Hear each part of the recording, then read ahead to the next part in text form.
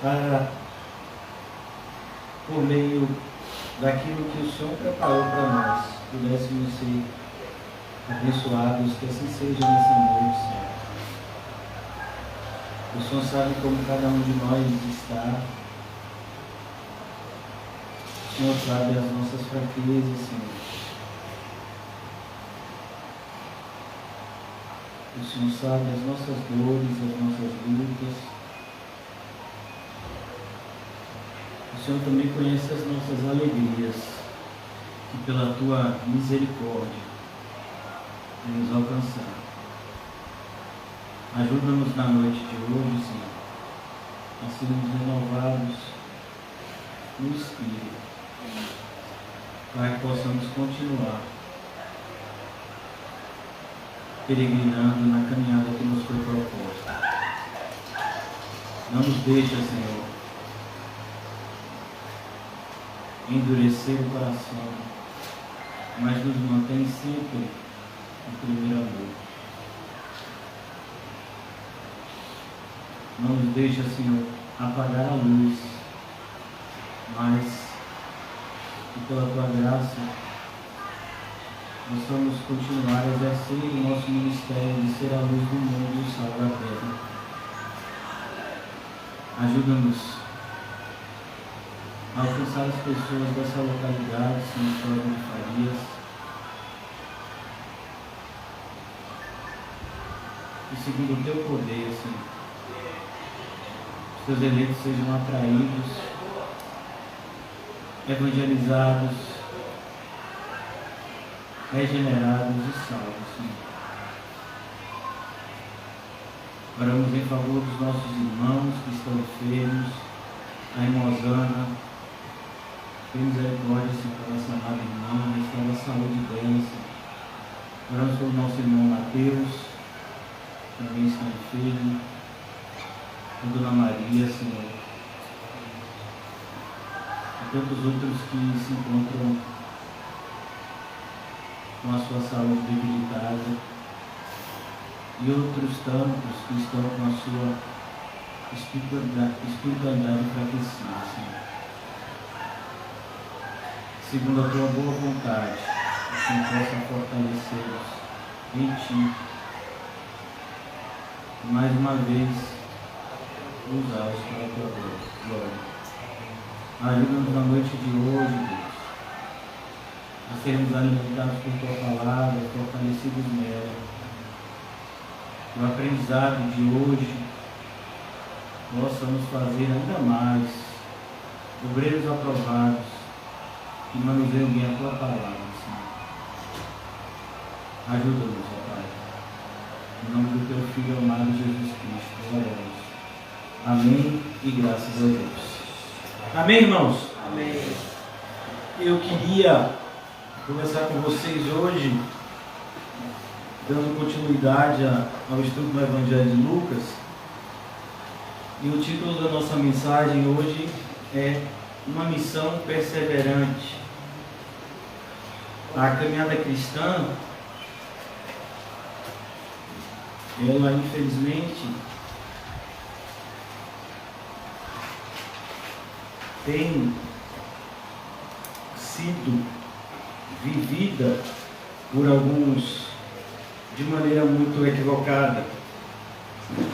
A grande maioria entra na igreja e logo nos primeiros meses acha que a vida cristã ela é apenas temporária e faz um esforço de alguns dias ou meses, mas rapidamente vem o cansaço e essas pessoas retrocedem. Mas ao estudarmos a palavra do Senhor, vemos que a caminhada cristã é uma corrida longa, que dura toda a nossa vida aqui na terra. É uma luta diária e constante, onde em muitos momentos precisamos refletir acerca do caminho que nós estamos tomando e examinar para, se necessário, alguma correção de rota ou, mais ainda, se não for necessária essa correção de rota, continuarmos seguindo no caminho do Senhor. Então, o título da nossa mensagem de hoje, nós vamos pegar apenas alguns versículos dessa passagem e ver em outros evangelhos. Uma missão perseverante. Se é uma palavra que define a caminhada cristã, para definir a caminhada cristã, é a palavra perseverança. Uma pessoa que não persevera até o fim, ela não é salva. De maneira muito clara, Jesus usa essa palavra em Mateus 24, no seu sermão profético. Ele nos delineia, inclusive, um cenário extremamente adverso e diz: por se multiplicar a maldade, o amor de quase todos se esfriaria. Porém, aquele que perseverar até o fim, esse será salvo. Então, é necessário perseverar até o fim. É necessário completar a carreira proposta, combatendo o bom combate. E, infelizmente, o que a gente tem visto na igreja não é isso. A gente tem assistido diariamente pessoas que começam, se empolgam, se desempolgam, daqui a pouco se empolgam de novo, se desempolgam, tratando a igreja como se fosse algo natural, como se não houvesse nenhum tipo de obrigação espiritual e como nós não tivéssemos que prestar conta das nossas ações e omissões diante de Deus. Muitas vezes nós não entendemos o que Jesus fala no Evangelho de Mateus, e eu gostaria de abrir com os irmãos já lá em Mateus capítulo 11, se eu não me engano. A gente olha para o cenário atual e a gente acha que isso não vale para nós, mas vale sim. No Evangelho de Mateus, o Senhor Jesus, ele diz, não no capítulo 11, perdão, capítulo 9, a partir do versículo 35, Mateus 9, 35. Percorria Jesus todas as cidades e povoados, ensinando nas sinagogas, pregando o Evangelho do Reino. Esse é o mesmo contexto, eu estou lendo aqui Mateus 9, porque esse é o mesmo contexto que nós estamos estudando em Lucas 9. O ministério de Jesus, ele era um ministério basicamente de ensino. As próprias curas e sinais que Jesus produzia era para ratificar, para trazer uma testificação daquilo que ele ensinava. Então, mas o que Jesus veio ensinar, veio fazer, foi ensinar o caminho que nós temos que seguir, ensinar a vida que nós temos que viver, uma vez que nós somos os seus discípulos. E como o próprio Jesus disse, o discípulo é aquele que tudo imita o seu mestre. Versículo 35 de Mateus 9 diz mais ainda: percorria Jesus todas as cidades e povoados, ensinando nas sinagogas, pregando o Evangelho do Reino e curando toda sorte de doenças e enfermidades. Mesmo contexto de Lucas 9. Versículo 36. Vendo ele as multidões, compadeceu-se delas, porque estavam aflitas e exaustas, como ovelhas que não têm pastor. Essa é a realidade do mundo. Nós precisamos abrir os nossos olhos. Muitas vezes a gente age como um cavalo. Não sei se vocês já viram um cavalo que se coloca aquele, não sei como é o nome daquilo, né? Mas uma espécie de tapa-olho, para que ele não fique olhando para o lado e siga a orientação do cavaleiro que está sobre ele. Mas às vezes a gente está na igreja e a gente fica com uma visão mais extremamente limitada à nossa congregação, ao nosso bairro, e é uma visão extremamente egocêntrica, egoísta. Nós precisamos sempre estar pensando na igreja do ponto de vista do que Cristo nos ensinou. A igreja deve pregar o Evangelho até os confins da terra, e isso não é para um cristão específico, isso é um mandamento para todo cristão. Então, aqui que acontece com a igreja na China, na Índia, deve doer em mim também. Se eu faço parte do corpo de Cristo, e eu sei que existem irmãos meus em outras partes do mundo, eu preciso estar ligado a eles espiritualmente, em oração, e se necessário, fisicamente, em uma interação, quando assim o Espírito Santo de Deus soprar. Por isso que Jesus fala para Nicodemos que aquele que é nascido do Espírito, ele dá o exemplo do vento, o vento sopra onde quer. A ideia é essa. Aquele que uma vez foi regenerado, ele agora está nas mãos de Jesus, e para onde Jesus mandar ele ir, ele irá. Então aqui, esse retrato que Jesus coloca aqui, no versículo 36, é um retrato extremamente atual. Se a gente olhar para o cenário do mundo hoje, é isso aqui. São pessoas desesperadas, pessoas que não têm nenhum tipo de referencial, pessoas que não sabem de onde vêm nem para onde estão indo, estão completamente perdidas, independente do país que estejam vivendo, da religiosidade que estejam inseridas. Esse é o cenário mundial. E há uma responsabilidade sobre a nossa vida de alguma forma influenciar nisso. Nós não podemos nos acomodar com o nosso cristianismo. O cristianismo verdadeiro é sempre algo crescente. Nós devemos estar sempre em oração, pedindo que o Senhor nos use para a sua glória.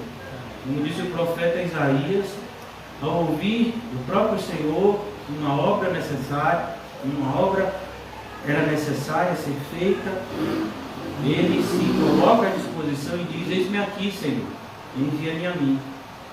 Então, esse espírito de submissão, de sujeição, esse espírito de voluntariedade para a obra de Deus é algo que tem se tornado cada vez mais escasso, a ponto das pessoas estarem na igreja na qualidade de empregados. Então, o pastor é um empregado da igreja que tem carteira assinada, pessoas que trabalham na igreja que têm muitas vezes uma visão empresarial, se veem também como empregados, visando apenas lucros e coisas semelhantes, quando na verdade deveríamos olhar para a obra de Deus como algo extremamente honroso, como um privilégio sermos embaixadores de Cristo, pois é a vontade do Senhor Jesus que nós sejamos seus representantes enquanto Ele não volta para buscar a sua igreja. Isso é muito claro nos evangelhos e nas cartas. Vendo Ele as multidões, compadeceu-se delas. Será que a gente tem esse sentimento de se compadecer delas? Ou a gente fica com raiva das pessoas e deseja que elas morram e vão para o inferno, que os carreguem? Muitos cristãos estão assim, com o coração endurecido. Vendo eles as multidões, compadeceu-se delas, porque estavam aflitas e exaustas, como ovelhas que não têm pastor. E então se dirigiu aos seus discípulos. Você percebe a ligação aqui? Jesus, ele identifica a necessidade do mundo inteiro de receber um remédio, que é o Evangelho. Há um único caminho de salvação. Em 1 Coríntios, nós falamos sobre isso semana passada aqui, se eu não me engano. Aprove a Deus salvar o mundo pela loucura da pregação do Evangelho. Então, esse é o remédio, o Evangelho. Mas aqueles que muitas vezes conhecem, estão ocupados demais para servir a Deus. Estão servindo seus próprios interesses. Então se dirigiu aos seus discípulos, aqueles que já haviam sido alcançados, aqueles que não estavam mais perdidos, pois haviam sido achados. Um discípulo de Cristo necessariamente é alguém que foi achado.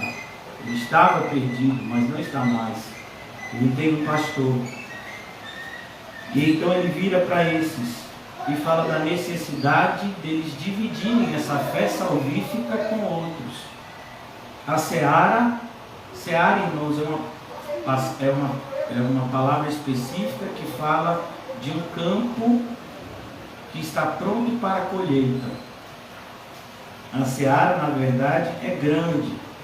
A ideia que Jesus quer dar aqui é uma comparação com um campo extremamente extenso, aonde precisa ser feita uma colheita. E todos nós sabemos que uma colheita, ela tem tempo para ser feita. Se não se colher na hora, se se colher antes, se perde. Se se colher depois, se perde também. Há um tempo específico, há uma janela de tempo para que essa colheita seja feita e haja então proveito. E Jesus então pega esse exemplo. Há um tempo para se fazer a obra de Deus.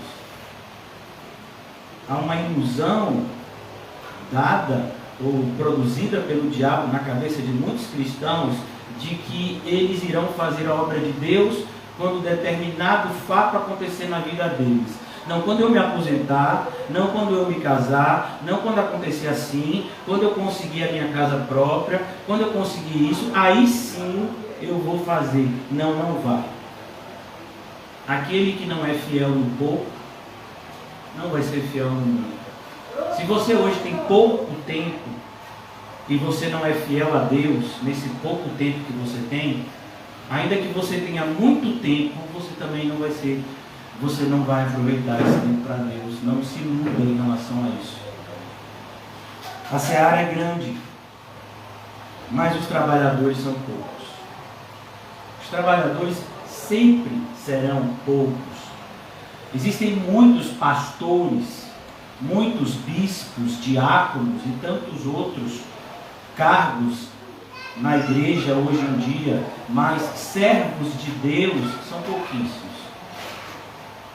A característica de um servo é que ele não questiona a ordem do seu Senhor, ele não se vê, ele não tem qualquer tipo de pretensão de se tornar o dono da obra, mas ele está completamente satisfeito em estar servindo ao seu Senhor e se sente privilegiado de estar sendo contado como servo deste Senhor.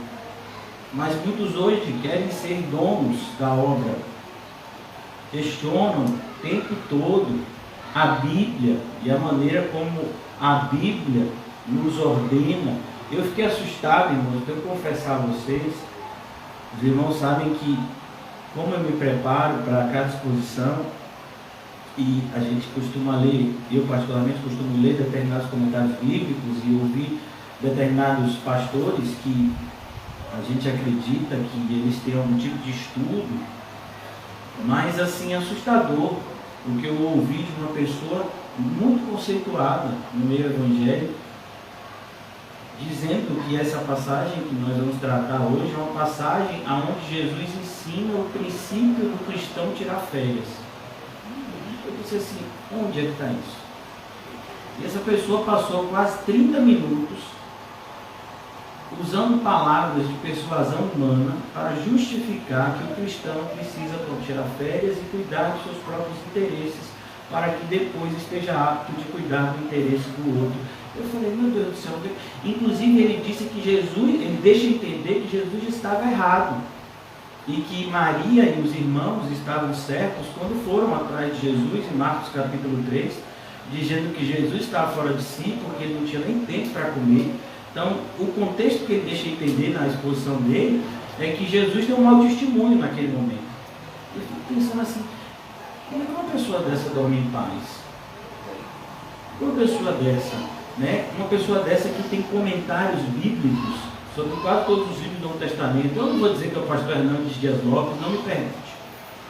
Então, ele comentando a respeito desse texto, ele fala sobre isso. Uma pessoa que 95% do que ele fala é bíblico, mas qual o perigo desses outros 5%? Você pega um texto desse, você está vendo aí, eu tenho que tirar férias. Ó pastor, mês de janeiro, já vi a pregação aqui do outro pastor aqui, ele disse que eu tenho que tirar férias, eu passei o ano todo trabalhando, passei o ano todo vindo para a igreja, mas agora janeiro é meu, e eu estou de férias com o Senhor, porque o pastor me ensinou que é um princípio bíblico. Imagina, quando esse pastor ensina esse tipo de coisa, porque ele faz parte de uma denominação que o pastoreio é um emprego. Os pastores dessa denominação, eles são empregados, eles têm salário, eles têm carteira assinada e eles têm férias, eles têm direitos trabalhistas iguais a de qualquer trabalhador comum. Então ele precisa defender aquilo que ele vive, ainda que seja antibíblico. Isso que é assustador.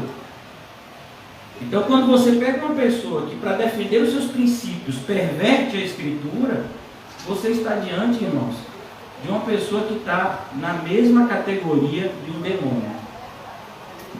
Pode ser a pessoa que for. Então, cuidado. Cuidado com aqueles que têm aparência, porque a aparência, Satanás tem mais do que os servos de Cristo. Não é de se admirar que os servos das trevas se transformem em ministros de justiça, é o que diz o apóstolo Paulo. Então é assustador, porque diante de um cenário onde há uma necessidade absurda de pessoas que se entreguem verdadeiramente à obra de Cristo, você vê uma pessoa na contramão pregando que aqueles que estão envolvidos na obra tirem férias. Ou seja, os poucos que estão se afadigando aqui na terra para entesourar no céu, ouve de um pastor desse conceituado: ô meu irmão, não trabalhe tanto não para Deus, você está se desgastando demais. Imagine. Por isso que a igreja dessas pessoas é cheia.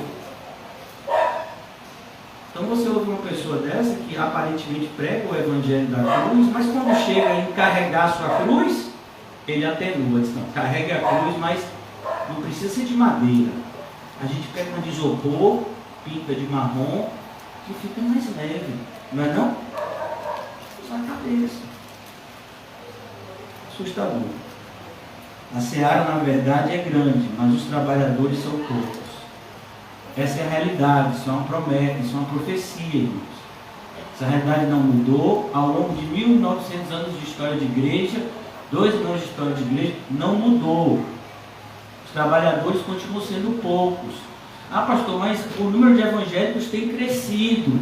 Mas isso não significa absolutamente nada. Muito pelo contrário, isso devia ser motivo de vergonha. Porque a gente chegou no momento onde os evangélicos precisam ser evangelizados. Então isso não acontecia no primeiro século. As pessoas antigamente elas eram ou gentias, né, pagãs, ou judias, né, do judaísmo, e aí você apresentava o evangelho, e a pessoa então cria ou não. Hoje em dia, pessoas que se dizem evangélicas há 10, 20, 30 anos, você pega o evangelho bíblico, a pessoa diz: é isso aí? Não é possível, não, você não é evangélico? Sou, mas não ouvi isso, não. Eu pensei que era só rodar, pular, gritar, receber revelação, que isso que era evangelho. Não, isso não é nada de evangelho. O evangelho é Cristo Jesus morrendo pelos nossos pecados e nós vivendo a vida seguindo os passos de Cristo. Isso é o evangelho. Então, os trabalhadores continuam sendo poucos. Muitos querem receber dinheiro para fazer a obra de Deus, mas Deus não contrata mercenários. Os mercenários, eles são contratados, mas não por Deus, pelo outro. Por isso, quem já dizia isso é um pastor. Há 200 anos atrás, aquele que trabalha supostamente para Deus por dinheiro, vai trabalhar para Satanás rapidamente, porque ele vai lhe oferecer um salário melhor. Judas que o diga. Rogai, pois, ao Senhor da seara. Então não adianta fazer curso de obreiro. Não adianta curso de obreiro. Sabe, até hoje, os seres humanos, nós carregamos esse grande pecado que é o orgulho. Então a gente acredita que a gente tem alguma coisa a ensinar para Deus. Por exemplo, a Bíblia diz que a regeneração é uma obra sobrenatural. Eu só posso pregar o Evangelho. Nós só podemos pregar o Evangelho. Isso já é uma grande honra, um grande privilégio. Deve ser feito com todo cuidado e fidelidade. Mas a gente só pode pregar o Evangelho. Eu não posso converter ninguém. Eu não tenho esse poder. Nenhum homem tem esse poder. A regeneração é uma obra sobrenatural de Deus na vida do pecador. Mas então se faz cursos para você se tornar cristão. E aí você conclui esse curso de 6 meses ou 1 ano, e aí você tem a ilusão de que porque você fez o curso, você é um cristão. E você nunca nasceu de novo. Você nunca mudou de vida, você nunca teve um encontro pessoal com Jesus. Porque esse tipo de coisa não pode ser produzida por homens. É algo divino de Deus. Assim também é a pessoa ser servo do Senhor. A pessoa tem que ser chamada por Deus. A pessoa tem que ter um chamado pessoal. Você não se torna pastor de maneira carnal. Pastor não é uma profissão, é uma vocação, é um chamado. Tanto que não existe pastora. Assim como não existe pastor na qualidade de empregado, na qualidade de um emprego secular. Não, pastor não é nunca deve ser visto ou comparado com um emprego secular, porque isso é diminuir o chamado. Rogai, pois, ao Senhor da seara, o Senhor, o dono da seara, para que mande trabalhadores. Só Ele pode mandar, só Ele pode enviar essas pessoas para a sua seara. É assim que a gente tem que fazer, orar, para que o Senhor envie trabalhadores, para que aqueles que muitas vezes estão na qualidade somente de ouvintes, possam ser participantes da obra de Deus, pois só assim, de fato, eles estarão testificando a sua eleição. Voltando agora para o capítulo 9 de Lucas, o título diz: ao regressarem os apóstolos. Ao regressarem de quê? Da onde? Qual é o contexto? Perceba que do capítulo 7, do versículo 7 ao 9, que nós falamos ontem, é uma espécie de parêntese que Lucas coloca, porque no começo do capítulo 9, Jesus envia os 12 discípulos para que eles vão evangelizar de 2 em 2. Então cada um tomou uma direção e eles foram de aldeia em aldeia pregando o evangelho que eles já haviam aprendido com Jesus e testificando esse evangelho por meio de curas e milagres, expulsão de demônios. Versículo 1 do capítulo 9: tendo Jesus convocado os 12, deu-lhes poder e autoridade sobre todos os demônios e para efetivarem curas. Também os enviou a pregar o reino de Deus e a curar enfermos. Ele diz para eles como eles devem agir: nada leveis para o caminho, nem bordão, nem alforje, nem pão, nem dinheiro, nem deveis ter 2 túnicas. Na casa em que entrares, dali permaneceis, dali saireis. E onde quer que não vos receberem, ao sair daquela cidade, sacudi o pó dos vossos pés em testemunho contra eles. Então, saindo, percorriam todas as aldeias, anunciando o evangelho e efetuando curas por toda parte. Esse é o contexto. Então, o que nós lemos aqui no versículo 10 é a continuação disso. Os versículos 7 e 9, que fala de Herodes, o que é que Herodes estava achando de Jesus, como Herodes estava agora interessado em saber quem era Jesus e como ele havia mandado matar João. Isso é como se fosse um parêntese, porque a continuação do texto é no versículo 10, onde nós estamos hoje falando. E eles regressaram, eles foram enviados por Jesus, eles passaram algum tempo, a gente não sabe se foi uma semana, 2, alguns dias, e eles regressaram em algum lugar, provavelmente que Jesus combinou de se encontrar com eles. Ao regressarem, os apóstolos relataram a Jesus tudo o que tinham feito. O que Jesus mandou eles fazerem, eles agora voltam e eles falam para Jesus o que de fato eles fizeram, como que dando uma satisfação a Jesus de que eles foram e fizeram como Jesus mandou. E aqui há uma importante lição, irmãos. Na igreja é necessário que haja interação entre os irmãos. Nós precisamos saber o que um faz, o que o o outro faz, como cristão, como igreja. Sabe? Então, vamos imaginar que o irmão Quinho e o irmão Paulinho, eles vão evangelizar em algum lugar e de repente eles fazem isso e eles não comentam nada com ninguém. Isso está errado.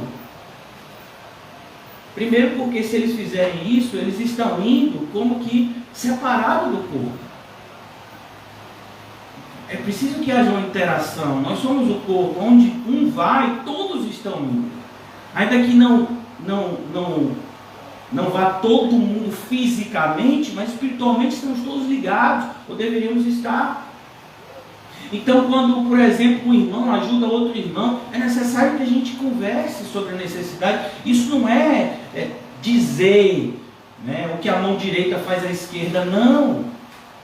Mas é necessário que a gente interaja justamente para evitar que Satanás encontre espaço na nossa falta de ligação de um com o outro. Então vamos imaginar que uma pessoa serva do mal, entre no meio da congregação, se disfarça de crente e de repente ele chega para o irmão e pede 50 reais, e aí ele chega para outro e pede também, ele chega para outro e pede também, e é para a mesma coisa, para comprar o mesmo remédio. Então, por que isso aconteceu? Porque um falou com o outro. Se tivesse falado, não tinha acontecido. Ah não, mas se eu falar, pastor, isso quer dizer que eu estou falando do bem que eu fiz. E a Bíblia diz que eu não devo falar do bem que eu fiz. A Bíblia diz que você não tem que fazer propaganda do bem que você faz. Mas uma interação entre os irmãos é outra coisa. Justamente para evitar. Nós devemos fazer tudo, até porque se você fez algum bem, você fez em nome de Cristo. Em nome de todo o corpo. E não no seu nome pessoal. O que a Bíblia condena é aquilo que você faz achando que você fez para si mesmo, a título de um bem pessoal, achando que fazendo aquilo Deus vai te dar, ou Deus está em débito com você lá na frente. Não, mas a interação entre irmãos é necessária, e os discípulos voltam aqui e eles prestam satisfação a Jesus em relação a tudo que eles haviam feito, porque Jesus mandou eles e agora eles voltaram e prestaram satisfação. Você vai perceber que esse mesmo modus operandi, ele também aconteceu na igreja do primeiro século. No livro de Atos deixa bem claro. Vamos abrir em Atos. Você vai ver aqui que logo depois da primeira viagem missionária, que foi Paulo e Barnabé, sendo que Barnabé que foi o líder da missão, na segunda viagem missionária é Paulo que lidera, tendo Silas, né, como seu companheiro, mas a primeira viagem missionária é Paulo e Barnabé, mas Barnabé era o líder da missão, apesar de Paulo ser o pregador principal. Paulo era aquele que falava, mas Barnabé era o líder da missão por ser o cristão mais experiente. Fica bem claro isso na primeira viagem missionária aqui no livro de Atos. Então, logo aqui no livro de Atos, foi Barnabé que foi buscar Paulo, né? Barnabé que chamou Paulo para ir para a missão. Eles são enviados, Barnabé e Saulo, a primeira viagem missionária, capítulo 13 de Atos. A partir do versículo 1. Havia na igreja de Antioquia profetas e mestres, Barnabé, Simeão, com sobrenome Níger, Lúcio de Cirene, Manaém, Colasso de Herodes, o tetrarca e Saulo. E servindo eles ao Senhor e jejuando, disse o Espírito Santo: separai-me agora Barnabé e Saulo. Percebeu que o nome de Barnabé está na frente? Barnabé e Saulo para a obra que o tenho chamado. Quem foi que falou isso? Foram os homens que decidiram por eles mesmos? Servindo eles ao Senhor e jejuando, disse o Espírito Santo. E Deus fala? Fala. Agora nem sempre a gente tem ouvidos para ouvir. Separai-me agora Barnabé e Saulo para a obra a que os tenho chamado. Olha, eu acho bonito porque Lucas deixa bem claro, tinha outros, mas o Espírito Santo separou quem? Barnabé e Saulo. Isso significa que os outros eram menos qualificados? Não. Isso significa que os outros tinham outro tipo de missão, que estava relacionado ao local que eles estavam lá inseridos. Perceba como na igreja tudo tem que ser feito com ordem e decência e, infelizmente, muitas pessoas não entenderam isso ainda. Então, jejuando e orando, impondo sobre eles as mãos, impor as mãos é uma atitude de concordância, os despediram, enviados pelo Espírito Santo, desceram para Celeus. Então aqui vai explicando a viagem deles. Eu vou agora me adiantar para mostrar como eles voltam. Paulo é apedrejado, tudo isso acontece nessa primeira viagem missionária. Mas olha que coisa. Versículo de número 22.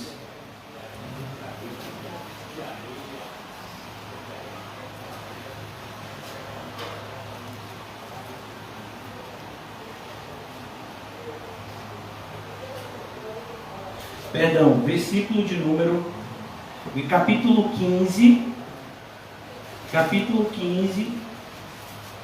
versículo 30. Os que foram enviados desceram logo para Antioquia e, tendo reunido a comunidade, entregaram a epístola. Quando leram, sobremaneira se alegraram pelo conforto recebido. Judas e Silas, que eram também profetas, consolaram os irmãos com muitos conselhos e fortaleceram. Demorando ali por algum tempo, os irmãos os deixaram voltar em paz aos que os enviaram. Mas pareceu bem Silas permanecer ali. Paulo e Barnabé demoraram-se em Antioquia, ensinando e pregando com muitos outros a palavra do Senhor. Perceba, Paulo e Barnabé voltaram de onde eles haviam saído. Eles foram e eles voltaram. A ideia é justamente essa. Há um lugar, há uma congregação onde todo missionário ele está plantado. E ainda que ele possa ir até lugares distantes, mas ele tem um vínculo com alguma congregação local aonde Cristo escolheu que ele estivesse inserido. Então não é uma coisa solta a obra de Deus, como muitas pessoas. Você pergunta, você congrega onde? Eu congrego na igreja de Cristo. Isso significa não ter um compromisso com ninguém em lugar nenhum. Por isso que é tão fácil para muitas pessoas, por exemplo, tomar a decisão: eu vou sair daqui e vou morar em tal cidade, porque lá eu tenho uma proposta de igreja, eu tenho uma proposta de salário melhor. E você vai congregar onde? Ainda não pensei nisso não. Como assim você não pensou nisso? Mas isso não deveria ser o principal? É mais importante para você o salário que você ganha do que o alimento para a sua alma? É sério que você pensa a sua vida assim? Para a maioria das pessoas é assim. Verdade. Então, por isso que a gente olha para o estado da igreja e a gente vê que é o reflexo do relacionamento que as pessoas têm com Cristo. É um reflexo que não tem nenhum tipo de compromisso. Não demonstra nenhum tipo de compromisso com o Senhor Jesus, com a sua obra, com o seu corpo, que é a igreja. São pessoas que vivem completamente soltas. O contexto é o mesmo. Vamos abrir rapidamente no livro de Juízes. Lá no Antigo Testamento, no livro de Juízes, logo depois do livro de Samuel. Juízes é um livro assustador. Se você ler o livro de Juízes todo, provavelmente você vai ficar assustado com a perversão do povo. O livro de Juízes, ele termina justamente com esse versículo tão triste que se repete várias vezes no livro. Eu vou ler só o último versículo do livro de Juízes. Juízes 21, 25. Naqueles dias não havia rei em Israel, cada um fazia o que achava mais reto. Esse é um versículo que define a igreja moderna. Então parece que Jesus não é o rei da igreja. Parece que a igreja não tem um cabeça que é Cristo. É cada um fazendo o que quer. Não, mas eu penso que é desse jeito. Já tem outro que não, eu penso que é desse outro jeito. Não, meu filho, mas não pode. Você não pode pensar assim. A Bíblia diz que nós devemos ter um só pensamento, uma só fé, um só Espírito, um só batismo, um só Senhor e Deus e Pai de todos. Então não é assim, cada um fazendo o que quer, do jeito que quer, pensando o que quer. Não, tem que ter ordem e decência. Daí a necessidade do ensino, daí a necessidade do aconselhamento, do discipulado, da exortação, para que nós possamos tomar a forma correta. Em Romanos 12 diz: não tomeis a forma do mundo, mas transformai-vos. A ideia, tome a forma que Cristo tem para você. No capítulo 2 de 1 de Coríntios diz: nós, porém, temos a mente de Cristo. A mente de Cristo tem que ser moldada na nossa mente, ela tem que se sobrepor à nossa. Os nossos pensamentos precisam sair e dar lugar aos pensamentos de Cristo. Eles é que tem que ter primazia na nossa mente, na nossa maneira de pensar. Voltando agora para o nosso texto, irmãos, no capítulo 9, ao regressarem os apóstolos, versículo 10, relataram a Jesus tudo o que tinham feito. A gente tem esse costume, irmãos, de relatar as coisas, de dividir com os irmãos as experiências, ou a gente sai por aí fazendo as coisas à torta e à direita? Eu fico muito triste, né? Porque às vezes as pessoas saem por aí fazendo coisas, né? E se saem fazendo coisas, não comenta nem com o pastor, na nossa congregação que é tão pequena, imagine. Então isso é muito triste, né? E demonstra uma irresponsabilidade e um desconhecimento em relação à palavra, e um desconhecimento maior ainda em relação ao perigo, que é estarem suscetíveis aos ataques do maligno. Versículo 10: e levando consigo, ou seja, Jesus achou que esse momento era tão importante. Jesus não está tirando férias, Jesus não está chamando os seus discípulos para tirarem férias, como esse pastor ensinou tão equivocadamente. Espero que ele enxergue o seu erro e se corrija. Ele levou eles consigo justamente para conversarem a respeito desse tema. Eles tinham ido e eles tinham voltado. E o contexto aqui é justamente Jesus falar para eles: olha, não se alegrem, porque vocês estão fazendo a obra de Deus e tem um aparente sucesso, porque Satanás está aí. O que Jesus diz? Eu vejo Satanás caindo como um raio. Tem gente que diz: ah não, então quer dizer que Jesus está dizendo que Satanás está derrotado. Como a história? É assim que você vê um raio? Você já viu um raio cair? O estrondo? Você já viu a destruição de um raio quando ele chega e cai? O poder que um raio tem? Esse é o que Jesus diz. Eu vejo Satanás caindo como um raio.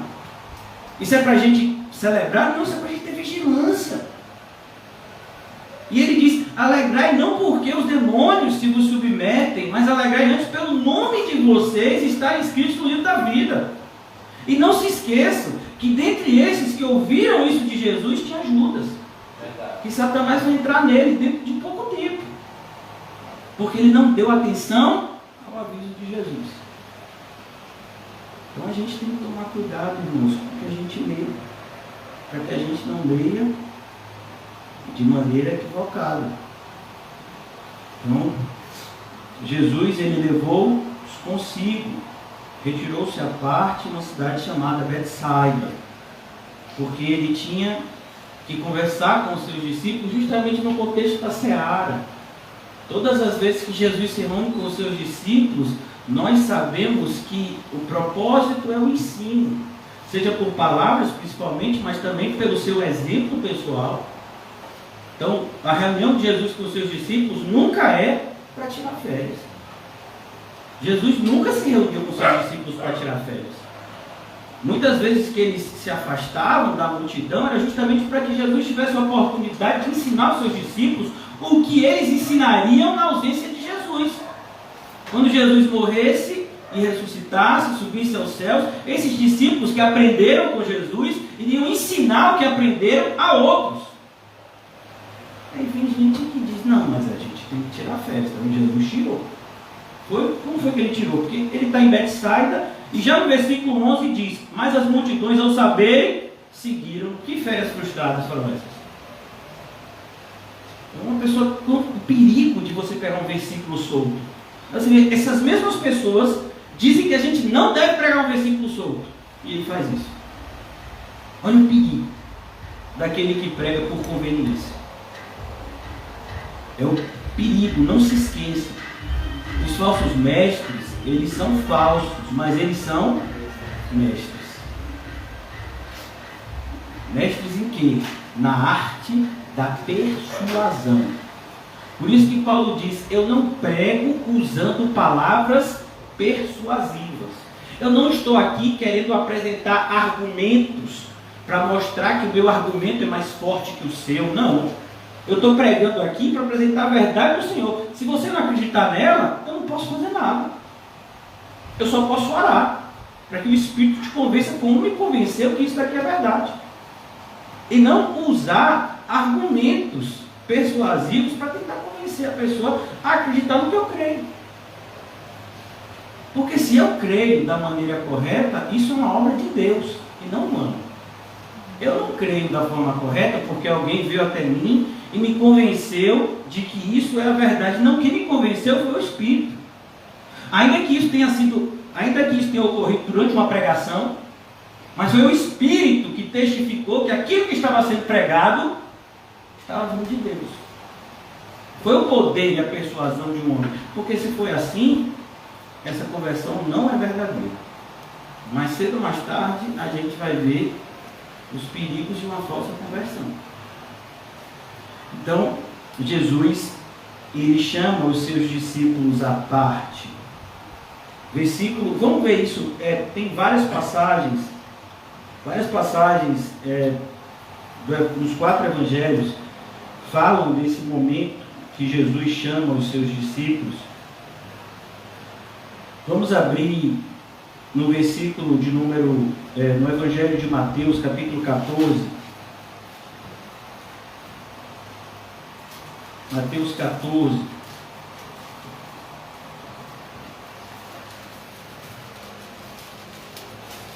Mais uma vez. Aqui nós vamos ver que essa passagem é apresentada quando Jesus é rejeitado pelos seus. Olha o contexto aqui. Jesus é rejeitado pelos seus. No capítulo 13, versículo 53 de Mateus. Tendo Jesus proferido essas parábolas, retirou-se dali, e chegando à sua terra, ensinava na sinagoga, de tal sorte que se maravilhavam e diziam: de onde vem essa sabedoria e estes poderes miraculosos? Não é este o filho do carpinteiro? Não se chama sua mãe Maria, seus irmãos Tiago, José, Simão e Judas? Não vieram entre nós, entre nós todas as suas irmãs? De onde lhe vem, pois, isto? E escandalizavam-se nele. Jesus, porém, lhes disse: não há profeta sem honra, senão na sua terra e na sua casa. E não fez ali muitos milagres por causa da incredulidade deles. Então a gente vê no capítulo 14, fala-se da morte de João Batista. E agora no capítulo 14, versículo 13, nós temos uma passagem paralela à que nós estamos estudando em Lucas, capítulo 9. Jesus, ouvindo isto, retirou-se dali num barco para um lugar deserto à parte. Sabendo a multidão, vieram das cidades seguindo por terra. Perceba, não tem férias. Jesus, ele quer sempre ter um momento com os seus discípulos que ele possa ensiná-los.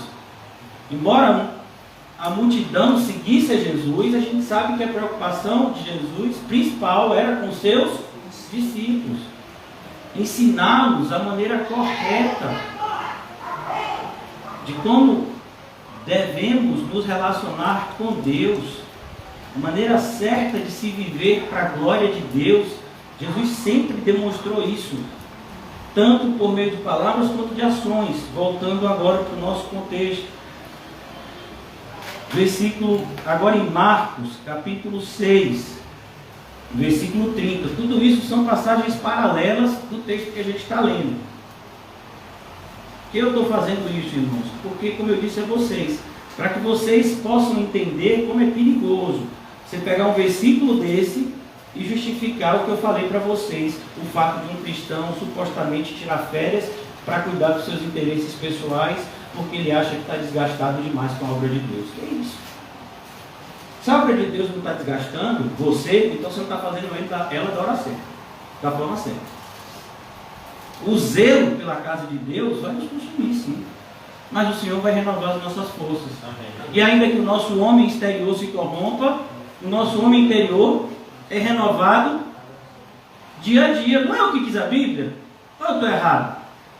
Então a gente olha o cristianismo que muitos pastores pregam e falam assim: como é que esse pessoal tem coragem de falar isso, irmão?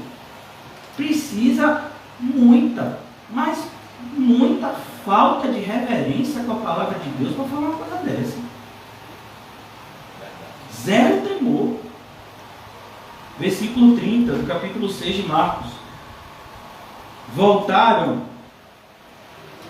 os apóstolos à presença de Jesus e relataram tudo quanto havia feito e ensinado.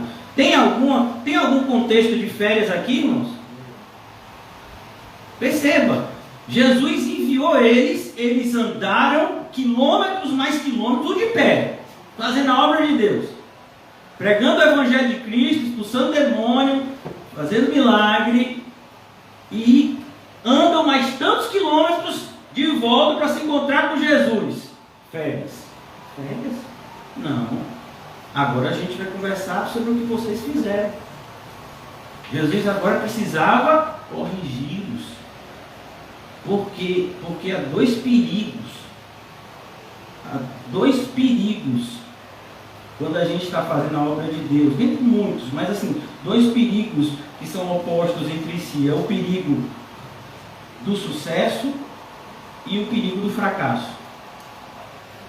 Porque quando a gente vai fazer a obra de Deus e dá tudo errado, ou seja, a gente não alcança ninguém, a igreja fica vazia, as pessoas muitas vezes se levantam, aí então a gente sente um sentimento, perdoe até a repetição, mas a gente tem uma sensação de fracasso, e aí a gente quer desistir. Mas há um perigo também igual a esse, que é o perigo de você pregar e muitas pessoas se converterem e você tem uma sensação de que você está fazendo tudo certo, sendo que você pode estar fazendo tudo errado, que o fato da igreja estar cheia não significa em absoluto que você está fazendo o que é certo. Muitas pessoas são capazes de encher a igreja usando motivação errada, e aí quer dizer que isso está certo? Eu vi uma pessoa dizendo: não, fulano prega o falso evangelho, mas pelo menos ele está ganhando almas. Mas vem cá, se só salva, alguém só é salvo se for salvo pelo verdadeiro evangelho. Então, se uma pessoa se tornou evangélico ouvindo um falso evangelho, ele é salvo? Não. Mas ele está dentro da igreja. Não importa, irmão. Não é uma placa que salva a gente. Não é nem o fato de a gente estar numa igreja bíblica que salva a gente. É a gente ser uma nova criatura. A nossa vida espiritual deve ser tratada com a seriedade que ela merece. Tem virado brincadeira. Então muitas pessoas elas tendem a medir o sucesso ou fracasso da obra de Deus pela quantidade de pessoas que se reúnem nos cultos. É absoluto. O que diz sobre o sucesso e o fracasso é a fidelidade, em que aqueles que se reúnem para a glória de Cristo. É isso que diz que tem sucesso ou fracasso. Não é se a igreja está cheia de pessoas, mas se as pessoas que estão na igreja estão cheias de Deus. Isso é sucesso aos olhos de Deus. Então, é muito perigoso o contexto que a gente tem vivido cada vez mais do evangelho moderno. Voltaram os apóstolos, Marcos ainda, versículos 30 do capítulo 6. Voltaram os apóstolos à presença de Jesus e lhe relataram tudo quanto haviam feito e ensinado. Eles haviam o quê? Ensinado. Mas eles ensinaram o quê? O que eles queriam? Não, o que Jesus havia ensinado a eles e mandado eles ensinarem a outros.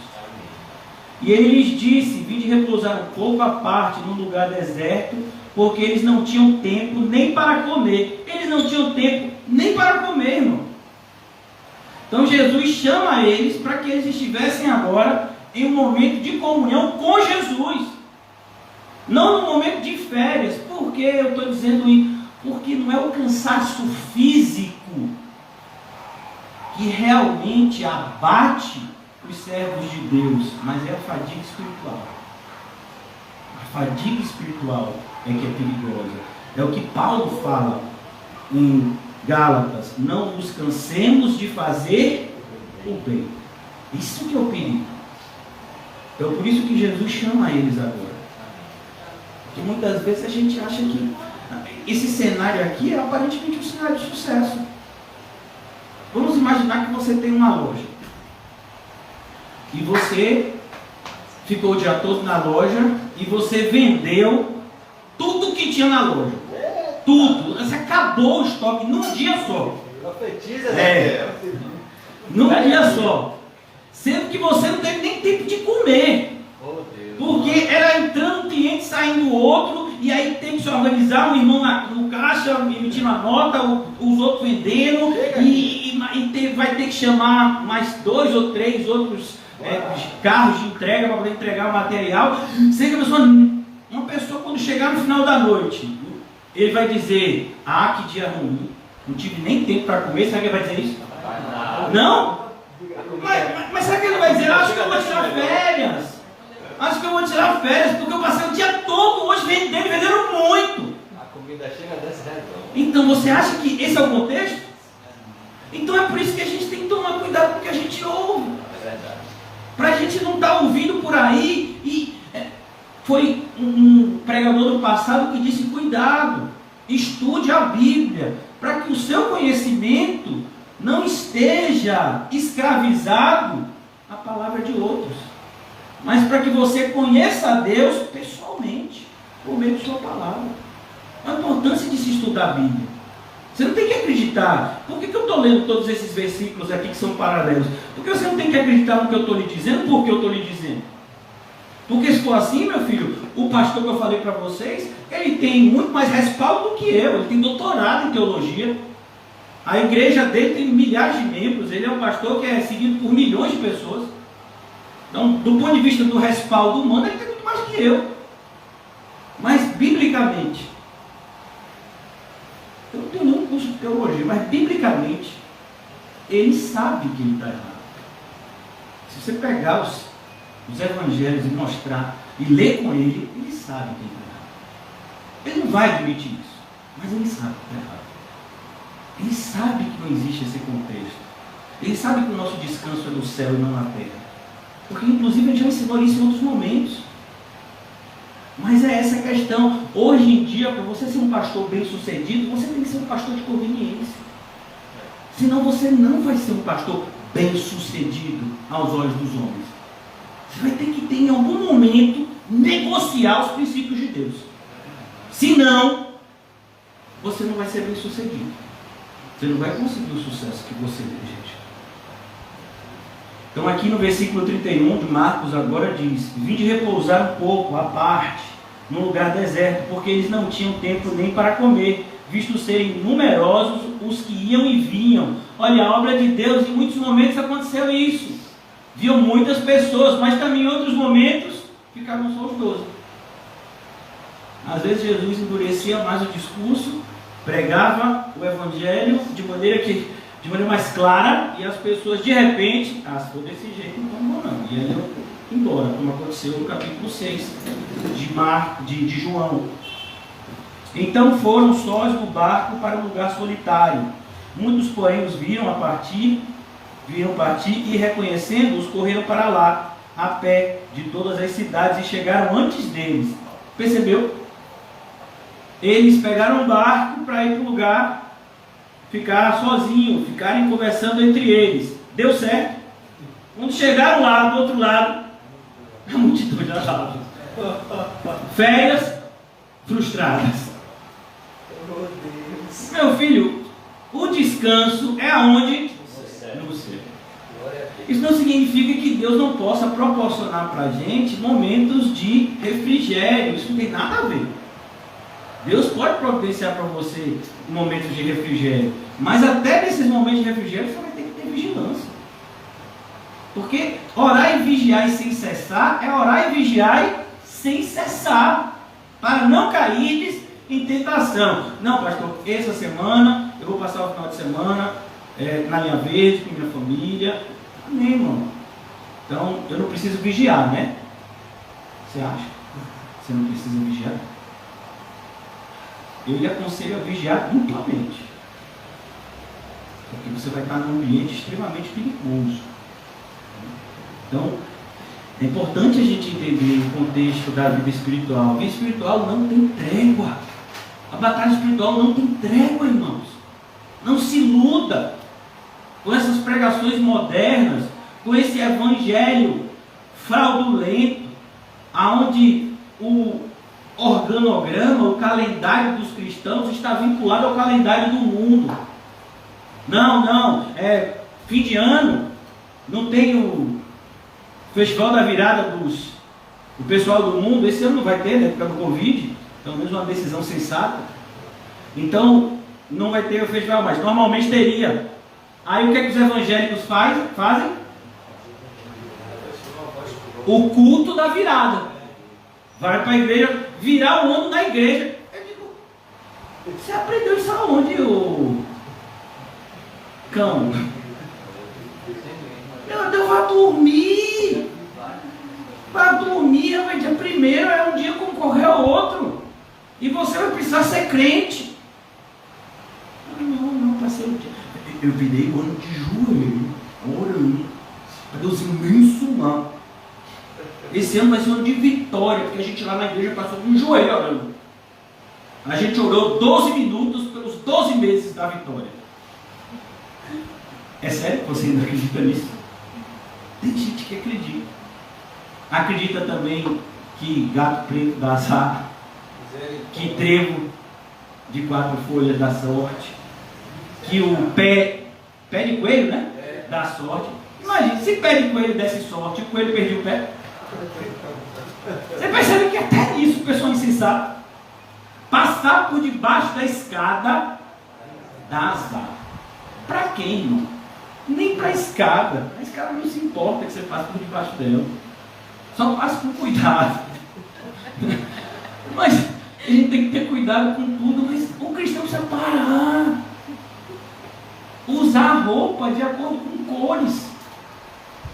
Não, é porque dia de sexta é dia de branco. Segunda é dia de branco. Terça é dia de amarelo. Quarta é dia de o quê? Não tem isso, irmãos. Pare com isso.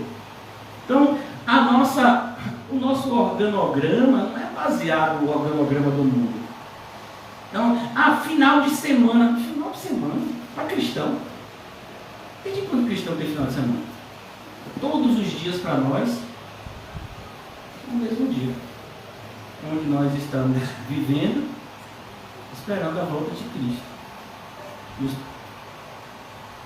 consagrando a Ele, crescendo na graça e no conhecimento do Senhor. Aí vem a pessoa e diz, mas amanhã é feriado, vai ter culto. Se Jesus disser que é feriado do céu e que a gente tem que seguir aqui na terra, aí não tem culto. Mas ele falou com você? Comigo não disse nada, então vai ter. No feriado! É feriadão, pastor! Feriadão! E a igreja vai abrir! E você olha assim, meu Deus, o que esse povo tem na cabeça? São João! Você já viu a igreja que faz isso? A igreja tem quadrilha, bandeirola, né? Eles botam na igreja aqueles ornamentos, né, de festival junino. Assustador, irmãos. Esse é o contexto que muitas pessoas olham para o evangelho, quando o evangelho tem que ser visto com uma seriedade. Ainda que a gente tenha alegria no nosso meio, é alegria no Senhor. Não é uma alegria produzida por homens para uma satisfação carnal. Então tenha cuidado com isso. Eu quero voltar agora para onde a gente começou o texto, eu já vou concluir com todo o horário. Mas ao regressarem, os apóstolos relataram a Jesus tudo o que tinham feito, e levando consigo, retirou-se à parte de uma cidade chamada Betsaida. Mas quando ele chegou lá, nessa cidade, o que é que tinha? Mais gente ainda. E tanta gente que ele vai ter que multiplicar a comida. Olha essas férias. Se teve férias, foi frustrado.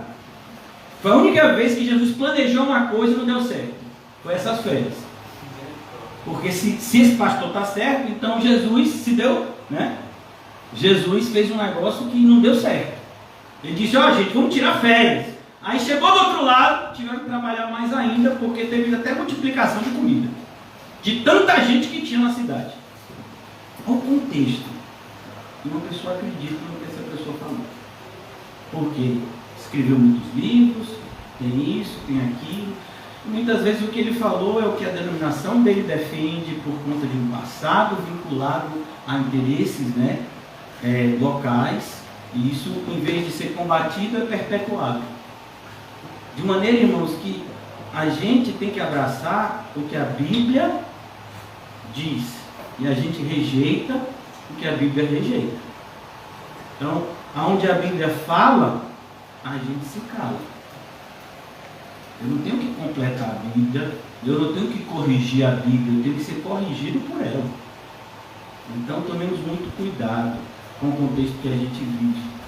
Porque as pessoas têm cada vez mais usado a palavra de Deus por conveniência, mas isso trará a essas pessoas um alto custo. O irmão José está nos ensinando no livro do Apocalipse.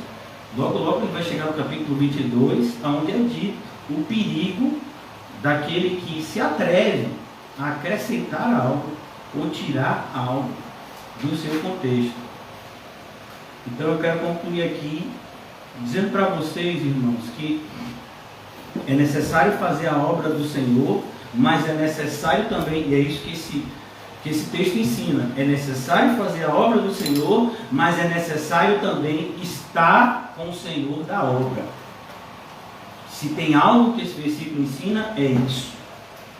Eu não posso jamais fazer a obra do Senhor se eu não tenho antes comunhão com o Senhor da obra. O tempo todo que a gente está fazendo a obra de Deus, a gente está voltando para casa, a gente está voltando para a igreja e a gente está buscando no Senhor direcionamento para a continuidade dessa obra. Aqui mesmo, nós estamos aqui no Cláudio de Farias, o irmão comum que sabe, já vai fazer 2 anos, ou já fez mais de 2 anos, né? Porque desde antes da pandemia, que a gente já está aqui, a pandemia já vai fazer 2 anos, então eu já acho que já vai fazer quase 3, né? Então a gente está aqui. Se o Senhor disser para a gente sair daqui para outro lugar, a gente vai. A gente esteve na boca do rio durante quase 10 anos. Então, nós temos que estar sensíveis às ordens do Senhor da Seara. Nós somos seus servos. A Seara, ela não deve ser feita por vista. Ela é feita, como toda a obra de Deus, por fé. Então eu fico extremamente, triste quando uma pessoa vem para mim e diz assim, pastor, foi assim que tentaram chegar para mim para eu ir em um determinado lugar que eu ainda não fui. Essa pessoa chegou e disse para mim, pastor, determinado lugar está precisando muito de Jesus. Aí eu disse para essa pessoa, você conhece algum lugar que não esteja?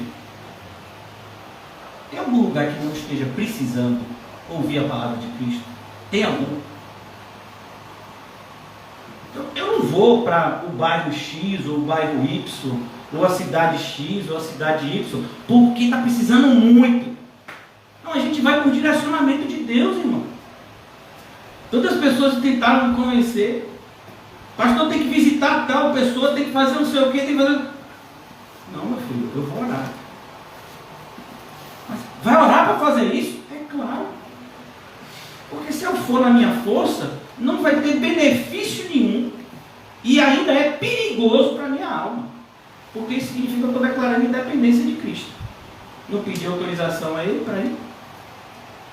Então, mais uma vez, se esses 2 versículos nos ensinam algo, é necessário fazer a obra do Senhor, mas é necessário separar tempo para estar com o Senhor da obra. Sempre, não só se renovando, mas também cada vez mais sendo testificado pelo Senhor o lugar e o que você está fazendo. Será que é isso que Deus quer que eu faça? Perceba que a Bíblia diz a hora de falar, a hora de calar. Tem hora da gente chegar, tem hora da gente sair. Mesmo nesse contexto aqui que a gente falou, você chegou num lugar, as pessoas não querem, sacode a poeira dos pés, continua. Então, a obra do Senhor deve ser feita de acordo com a orientação do Senhor da obra. Nós já vimos aqui hoje também como foi a primeira viagem missionária. Ela surgiu na cabeça de Paulo e Barnabé? Não, nem estavam só eles. Tinham outras pessoas, eles estavam orando. E o Espírito Santo falou e separou os dois e os enviou. E ele deu toda a ordem naquele momento? Não. De cidade em cidade, eles iam sendo orientados.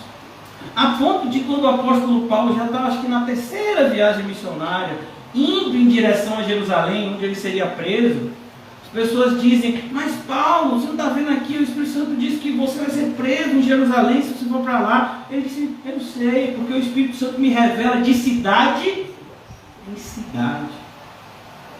Olha que coisa, como é? De cidade em cidade. Como foi o chamado de Abraão? Vocês lembram do que está escrito lá em Gênesis 12? Abraão, você vai sair da terra X e você vai para o ponto Y. É isso que Jesus disse? Não. É isso que Deus disse? Não, Abraão, você vai sair, larga tudo, pega todos os seus panos, bota aí nos camelos, que eram os animais da época, faz aí sua caravana, se despede dos seus familiares. Sim, Jesus, mas é para ir para onde? Eu vou lhe mostrar. Ô Jesus, mas para me dar uma dica. Começa com que letra? É frio ou calor? É onde é, Jesus? É no sul ou no norte? Dá uma dica. Então a gente tem que saber que o Senhor Jesus vai nos orientar todo dia. Mas a gente não quer isso, irmãos, porque isso vai suscita da gente o quê? Dependência. Por que a gente quer dinheiro? Por que a gente quer às vezes ganhar o dinheiro de um ano todo de trabalho em um mês, para não ter que se preocupar com o dinheiro o resto do ano? Não é assim? É assim mesmo. Para não ter que orar, Positivo. para não ter que buscar do Senhor essa dependência. Senhor, o cartão estourou esse mês, ainda tem mais coisa para pagar. Misericórdia, Senhor. Senhor, o negócio esse mês empenou, Senhor, que veio um monte de coisa que eu não calculava, a ração está lá em cima. Meu Deus do céu. Senhor, o negócio aqui deu errado. Senhor, meu Deus do céu, me ajuda, Senhor. Jesus nos ensinou uma oração, nos ensinou? Os discípulos de Jesus foram até ele e disse: mestre, nos ensina a orar. Como João ensinou aos seus discípulos a orar. E Jesus, dentre outras coisas que ele nos ensina na oração, ele diz: para orarmos pelo pão nosso de cada ano? Não. De cada mês? De cada semana? Não. De cada o quê? Dia. Mas a gente quer o pão nosso de cada dia? Quer não. Quem quer ficar todo dia orando? Já pensou acordar de manhã sem saber se vai almoçar meio-dia?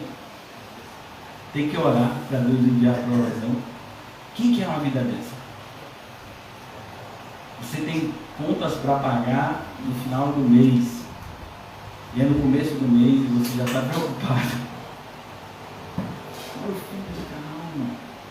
Você acredita que Deus existe? Alguém aqui acredita? Amém. Acredita mesmo? Acredita mesmo? Se o Senhor nosso pastor, nada nos faltará. Ele vai levar a gente para os pastos verdejantes, águas de refrigério, ainda que a gente passe por perigos, ele vai estar conosco. Por isso não devemos sentir medo. Não é o que o Salmo 23 ensina? Então tem tanta gente que deixa o Salmo 23 aberto, né, para espantar mosquito em casa e não toma posse, né, como dizem os mais espirituais, da promessa. Creia, irmãos, estou falando isso para mim. Creia nas promessas de Cristo. Ele renova as nossas forças. Não é o descanso noturno que vai fazer a gente acordar bem disposto amanhã. É o descanso nos braços do Senhor. É o fato da gente estar em paz com o Senhor, que traz renovo para a alma. Ou vocês já tiveram a oportunidade de dormir às vezes uma noite completa e acordar de manhã mais cansado do que foi deitar? Você percebe logo, não foi a quantidade de tempo dormindo. Sem o Senhor, nada tem proveito. o sono. Não vai trazer, não vai cumprir o objetivo específico, que é o renovo. Tem que ser um sono com o Senhor, na companhia do Senhor, senão não vai ter proveito específico. Então não dá para tirar férias do Senhor Jesus. Não existe essa tese insana de que para eu cuidar do interesse dos outros, eu tenho que cuidar antes do meu interesse. Primeiro que na igreja só tem um interesse que vale, é o de quem? É o de Cristo. Sim, para pregar para os outros que Cristo é prioridade, Cristo precisa ser prioridade na minha vida. Se é alguma coisa, se é um princípio que a gente tem que defender, é esse. Então tome cuidado. Tome cuidado com aquilo que você ouve, tome cuidado com aquilo que você tem visto no cenário evangélico de hoje. E tome cuidado mais ainda com o perigo de você não desejar ser iludido por falsos ensinos com o intuito de ter uma vida mais fácil. Tem gente que está pedindo para ser enganado, porque a verdade está pesada demais. Então, que isso não aconteça com a gente. Ó Senhor Jesus, nos ajuda a estarmos sempre vigilantes, Senhor, orando que o renovo nas nossas vidas venha sempre da parte do Senhor. Amém. Não nos deixa, Senhor, suscetíveis aos ataques dos falsos mestres por meio das suas persuasões, mas que nós estejamos alicerçados na Tua bendita palavra, de maneira que estejamos aptos a nos defender com a palavra dos falsos ensinos. Ajuda-nos, Senhor Jesus, a nos entregar mais e não menos à Tua obra, entendendo que a nossa vida aqui na terra é como uma erva que hoje existe e amanhã não existe mais. Ajuda-nos a compreender como é rápido a nossa passagem na terra, para que venhamos a aproveitar cada instante, como a Tua palavra nos orienta, remindo os tempos, aproveitando cada instante que o Senhor nos concede aqui, para fazer a Tua vontade, para fazer o que Te agrada, e fazendo a Tua vontade, estaremos felizes, pois a Tua vontade sempre é e será boa, perfeita e agradável, aqui na terra como no céu, para aqueles que têm o coração regenerado. Sejamos nós essas pessoas, Senhor, que têm o coração regenerado e a vontade de agradar o Pai, por meio de uma vida de obediência, seguindo de perto os passos de Deus Filho, cheios de Deus Espírito Santo. Que a Trindade bendita habite em nós e nos ajude a completar a carreira que nos foi proposta. Não é uma carreira que nós planejamos com a nossa mente, nem com o nosso coração, mas é a carreira que o Senhor planejou para nós. Essa é a carreira que devemos completar. Pedimos que o Senhor nos ajude, Senhor, a não nos desviar do caminho que o Senhor tem para nós, mas a estar cada vez mais ciente, consciente de que seguimos os passos do nosso Salvador. E nesse caminho estamos seguros. Em nome de Jesus, amém? E graças a Deus! Saúdem-se mutuamente com um cumprimento santo. E diga para você mesmo: o tempo de descansar é no céu, não na terra. Amém. Amém.